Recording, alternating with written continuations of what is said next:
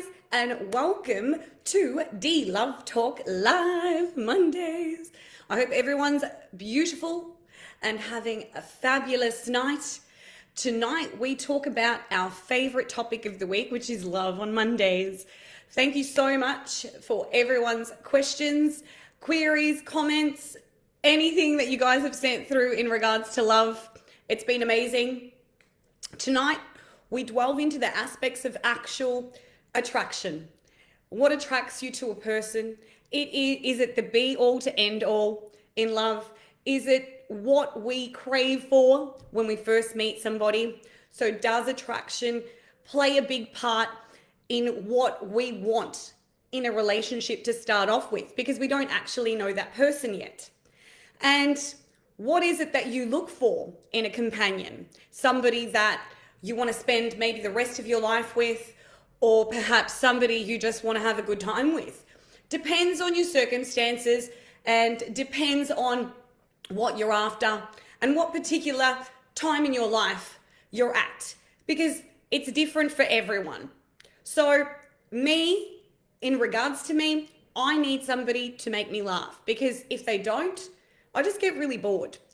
And also somebody to be intellectually witty in regards to the humor side of things.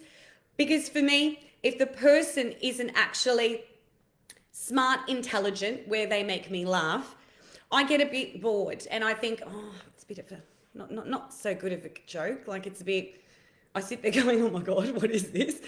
So they have to be intellectually smart. They have to be intellectually driven to be witty and to make me laugh. That's what I look for in someone. They also do need to have that initial attraction, I believe, because if you don't have that, it's what pulls you to the person, I think. It's whatever floats your boat, as they say. That's where it has to come into it. And when you look for a specific person, you do have points that you have put across to maybe the universe, to yourself, to say, hey, I want to be with this type of person and this is what I like in men or women or vice versa. It really just depends on what you want in your life at that specific moment. And attraction is a big part of it, I believe, because it's what makes you guys connect. Initially, when you meet somebody, it's all about that, you know? A lot of other people have asked, what is it that really makes a relationship successful? And I believe it has a lot to do with communication. Because when you don't have the communication between yourselves, you don't really know what each other wants. It's all about the communication. It's all about knowing one another. And that's where the first phases of a relationship actually come together and are developed. Because when you first meet the person, you actually don't know them. So you spend time getting to know the person, and then eventually you see what you like and you see what you don't like. But it's really up to you if that's what you want, because you do know what you want in life.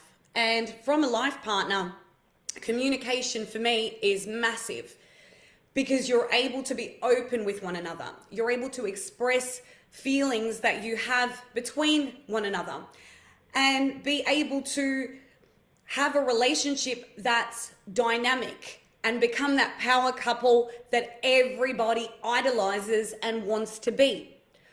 So many people, so many relationships have had problems because of the fact that they're not sitting there and, communicating or talking to one another about what it is that they want and what it is that they don't want. That's all part of communicating, because once it dissolves, there's nothing really left in the actual relationship. So,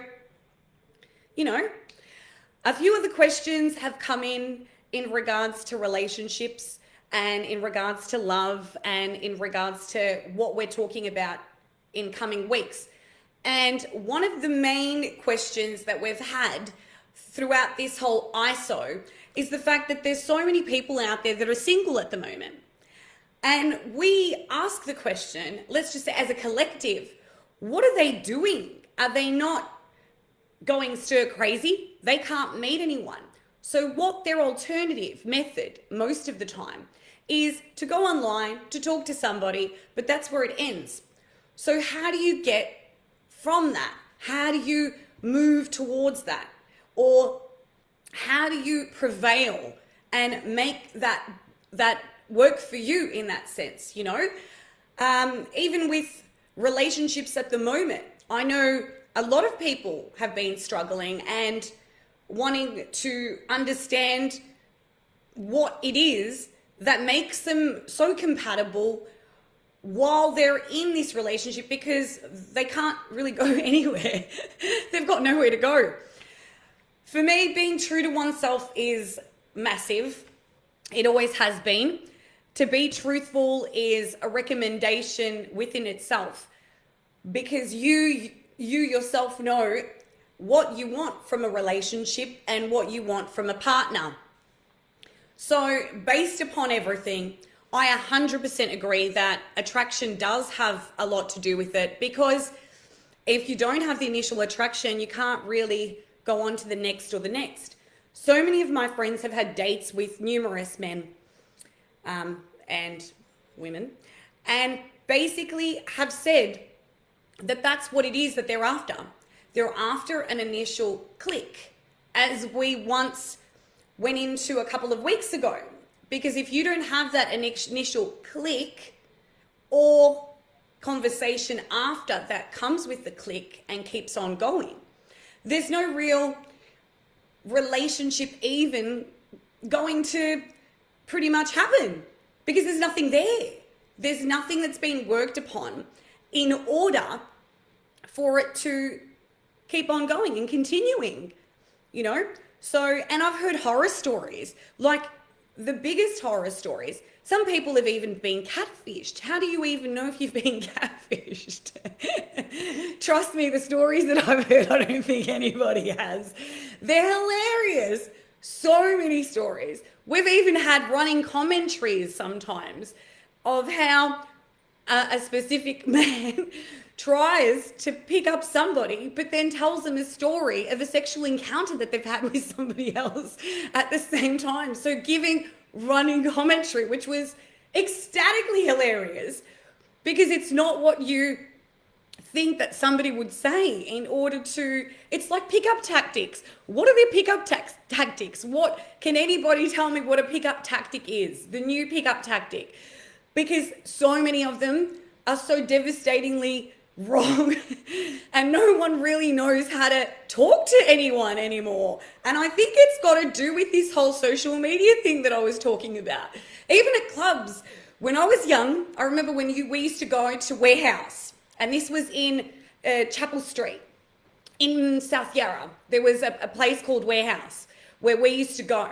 My brother would know this because he was one of the hosts at Warehouse. It was a club. And the girls and I would always go on a Saturday night with him. And I'm just going to tell you guys a secret. I was 14 years old when we went. So I was doing underage illegals. It was great. Those things now do not happen anymore and are not allowed. So little ones and millennials, don't even try. But you know what? Some millennials actually look even older than I did when I was 14, and I was still getting away with it. So back to the story. So I would go into a club with my girlfriends, and the pickup lines that used to come out were hilarious.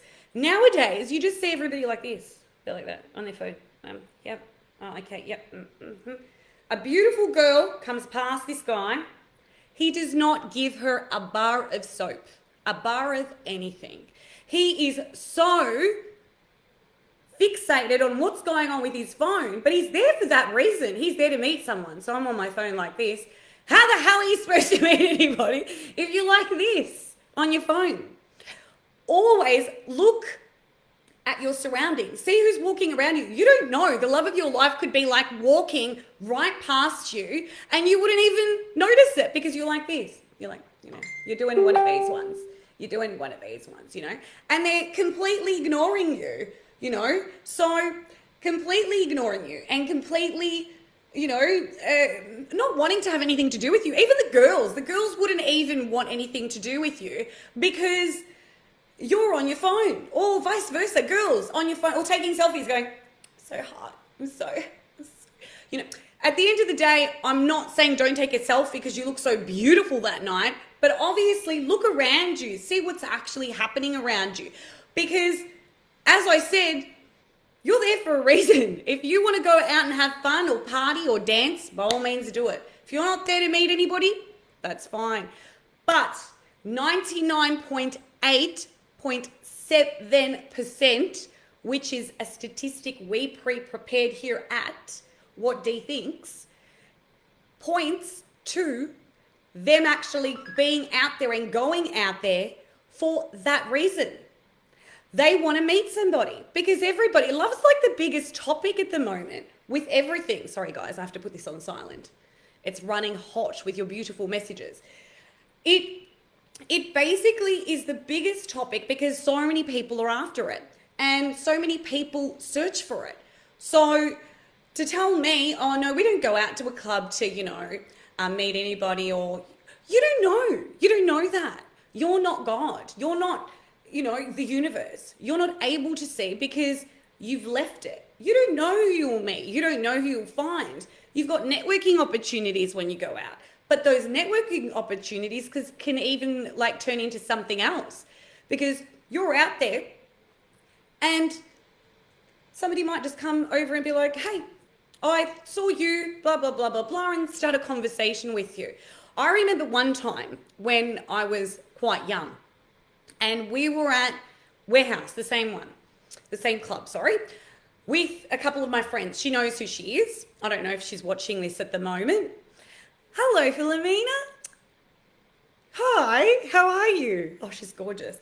So we were out, and a way in which a guy trying to pick me up was he came close to me to try and whisper in my ear, and I thought he was going to say something to me. I'm like, what's going on?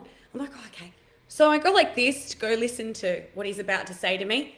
The guy bites my ear. Are you serious right now? And I look at him like this going, what is wrong with you? Like biting my ear.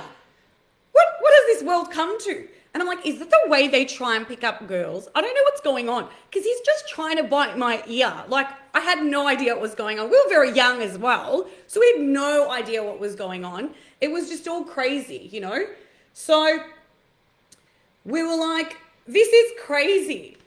Why is this guy trying to talk to you, but then he goes to bite your ear? Was it like a sexual sort of thing or something? We're like, is it like a sexual connotation much? I've got no idea. But it was hilarious. We were just laughing because we used to go through all of these funny events that used to happen when we used to go out. There were heaps. And I remember even trying to talk to you was probably the easiest thing going because social media wasn't a big thing back in the days. And being on your phone was just normal. It was like, hey, are you coming? Yep, cool. Let's do this. Let's go. And then, oh, she just sent me a message, so I've got to respond to her. Meet me here next to the bar in that corner with this person, and we're done, right? So that's all it was. These days, everybody in the club, 10 out of 10 times, you see them on their phone. So it's like, let's just be on our phone all night. Let's not give any attention to anybody else, but we're there for this specific reason. That's where I go back to that reason. Anyway, so we're there at the club, talking. People were more inclined to talk because the only game they had on their phone at that stage was Snake. And how boring was that bloody game? It was the only game that we had. Therefore, as if you're going to sit there on your phone all night and go like this and go, oh, let's play Snake. Oh, it goes that way and eats that. Oh, yeah, it goes up there and eats the other bit. And there's nothing more to do because everything's so available at the moment on social media that you don't need to go onto your Nokia or your whatever it is. You've just got a bloody computer right in front of you. It's like me talking to you guys now. I've got my computer in front of me. So why do I even need to be sitting here and talking to anybody? It's to do with communication, and it's to do with meeting new people and bringing vibrancy to their lives and positivity, and actually trying to meet somebody that is worth it. Not wasting your time on your phone or seeing what, you know, other people are doing, and then when other people look at you and you're like, oh, they're on a phone, like, and they're looking over here, but I don't get it. And then somebody takes a photo of you from a distance, and you're like, I don't get it. Why doesn't he just come and talk to me if he knows me? Or why doesn't he come and talk to me if he wants to, you know, get to know me, let's just say. So it's crazy. Hey, Strat, how are you? You're beautiful. Thank you. Oh, Yunan. How are you, my beautiful, beautiful man? You're gorgeous. The car is still going. Great. Thank you to Kia Motors. It's amazing. So, within terms of that question, yes, it is about the initial attraction, but then when the initial attraction is concerned, you have to try and meet them in one aspect. And as I said before, it is about, you know, going on dating sites and trying new things. It's okay. It's all good to do that because you're delving into unknown territory, something you've never been through before. And a lot of stories have come to surface that people marry those people from there. So it is a good way if that's the way that you want to go. For some people, it's not, or they've tried it, but they don't want to go down there again, or they just do it for specific things, for fun, or, you know, to try and meet somebody. Because eventually, after this whole ISO is over, of course it's going to be a lot easier. And I think people are just going to go crazy, to tell you the truth. Like, you're going to see people just kissing in corners everywhere. Maybe we're going to be doing this whole 90s, bringing back the 90s and how relative that was, because passion and love were so immersed and were evident. You were able to see it everywhere, and the vibe was different and the energy was different and everybody was so much happier. So that's what I want to bring, you know, in regards to love, bringing that back, bringing that demographic back, but through our generation, this one now. We have to help them, you know, and bring them those stories and educate them about what love is all about. It's just not about, I'm going to a club and I look so good and, you know, all the guys are going to stare at me and it's just going to be the best night because I'm so hot and I'm lit. Oh my God. No, it doesn't work like that. It's not about being this and that, because you know what? The exterior baby fades. The interior stays for eternity, and it's so beautiful. And that's what we have to bring out. Anyway, next week we have a spicy, sexy episode of Dee Love Talk. We are going to delve deeper into that question I spoke about earlier in regards to love and in regards to singles at the moment in ISO, and how to take the edge off, guys. This is gonna get crazy. We're going to go into sexual connotations. So it's gonna be a bit more of a de-sex talk, like a live talk, but a sex talk. And eventually, we're even gonna get a sexologist on board to show us some tricks and treats and things that might help spice up that love sex life at the moment while in ISO. It's going to be pretty hot, guys, and I'm so excited. We're going to have so much fun. So I bid you farewell and adieu. Thank you so much for joining me tonight. It's been great. It's been a lot of fun. And I'll see you guys this Thursday, actually. We're doing, yes. We've got Dee Talk Live on Thursdays. So anything you guys want to send through, questions, queries, comments, critique, anything, feedback would be wonderful. And I will see you all on Thursday for Dee Talk Live with me, Dee. See you guys. Love you so much. Bye.